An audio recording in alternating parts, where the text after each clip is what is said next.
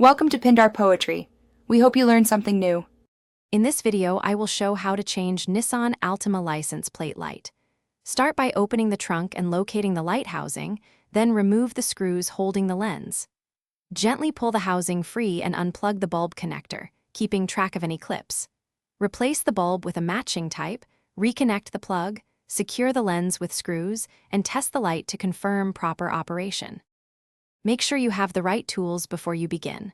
A Phillips screwdriver and a trim tool can save time and prevent damage.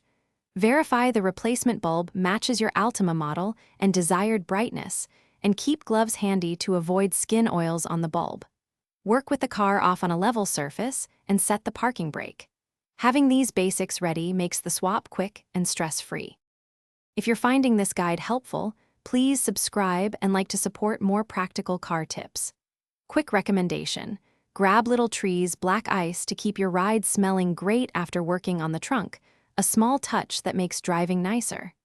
I find it funny how a fresh scent can make maintenance feel luxurious. Check the description for the link and other deals, and now let's get back to the video. Start by removing the screws and carefully prying the lens away from the trunk panel to reveal the bulb socket.